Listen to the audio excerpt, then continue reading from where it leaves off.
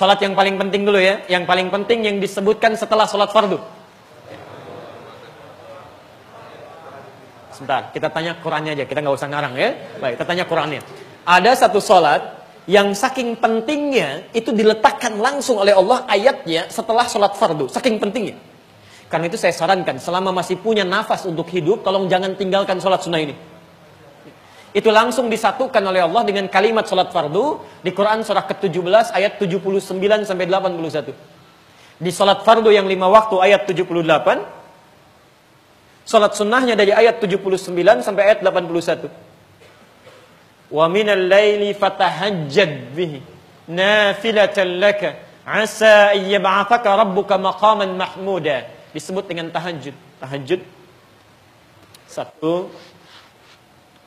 Tahajud. Nanti lain waktu kita bahas ya. Orang yang menunaikan salat tahajud, kalau benar tahajudnya, Allah akan jamin memberikan 4 hal dalam hidupnya. Yang tidak akan pernah diberikan pada orang yang tidak tahajud, sekalipun salat fardunya sangat khusyuk ditunaikan. Anda salat fardu yang 5 waktu, khusyuk luar biasa, tapi tidak tahajud, tidak akan mendapatkan 4 kemuliaan ini. Allah jamin akan diangkat karirnya dengan sukses. Allah jamin akan dimudahkan aktivitasnya. Allah jamin akan dikeluarkan saat dia mengalami kesulitan dengan cara terbaik. Dan yang keempat, Allah jamin kalau dia diganggu dalam kehidupannya, maka Allah langsung yang akan menolongnya tanpa perantara. Waj'alni min ladunka sultanan nasira. Dan ayat ini diturunkan ketika menolong Nabi SAW saat beliau akan hijrah dari Mekah ke Madinah. Bukankah Nabi ketika akan hijrah dikepung di rumahnya? 100 orang pemuda, pasukan khusus dengan pedang yang sudah terhunus. Kata para sejarawan, maaf, jangankan manusia, binatang lewat saja pasti akan kelihatan. Dengan keadaan yang sudah sedemikian genting. Yang di rumah cuma ada 3 orang. Nabi SAW, ada Abu Bakar, ada Ali bin Abi Thalib, anak muda yang luar biasa. Ini ada Risma di sini, saya dengar anak-anak muda ya. Maka lihat bagaimana cara Ali bin Abi Thalib meneladani keteladanan Nabi dan mempraktikkan dalam kehidupan masa mudanya. Ini Ali manusia paling luar biasa, Pak. Sampai putri Nabi itu dinikahkan dengan Ali. Banyak pemuda kaya yang lainnya, tapi Ali yang dipilih. Anda bisa nggak kebayang begini? Ada anak muda, ketika Nabi akan hijrah, kata Rasulullah, Abu Bakar ikut saya, temani. Ali, kamu gantikan saya. Tidur di tempat tidur saya.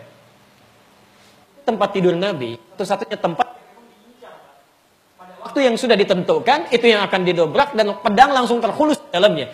Resikonya langsung dengan kematian. Sadar betul. Apa kalimat Ali? Tidak ada tawar-menawar, tidak mengatakan apapun. Bala ya Rasulullah, siap. Dia sadar, beliau sadar, taruhannya kematian, tapi tidak ada kalimat lain. Tidak ada misal ya Rasulullah jangan saya lah. Abu Bakar aja yang tuaan dikit misalnya, tidak ada. Langsung gitu. Abu Bakar temani saya, kamu gantikan saya. Bala ya Rasulullah, siap. Allahu Akbar. Apa yang terjadi? Apa yang terjadi? Nabi Muhammad SAW, satu-satunya Nabi dan Rasul di muka bumi yang dikenal dalam riwayat, itu satu-satunya Nabi yang sampai disebut oleh Nabi Isa dengan kalimat Ahmad. Ahmad itu bentuk mubalaghah dari kata Hamid, yang rajin ibadahnya kepada Allah Subhanahu wa taala. Nabi yang dijamin masuk surga, dijaga dari kesalahan, hidupnya luar biasa nyamannya, dekat dengan Allah, masih mau menunaikan sholat tahajudnya sampai bengkak-bengkak kakinya. Bengkak-bengkak kakinya, kesaksian dari istrinya, Sayyidah Aisyah radhiyallahu taala anha. Sayyidah Aisyah sampai ketika beliau bangun melihat kaki Nabi sudah bengkak buat tahajud. Jangan Anda kira selesai salatnya, baru rakaat pertama. Rakaat pertama, Nabi, Rasul, dijamin masuk surga, bebas dari kesalahan. Bacaan pertamanya, Masya Allah, 5 juz, 10 halaman.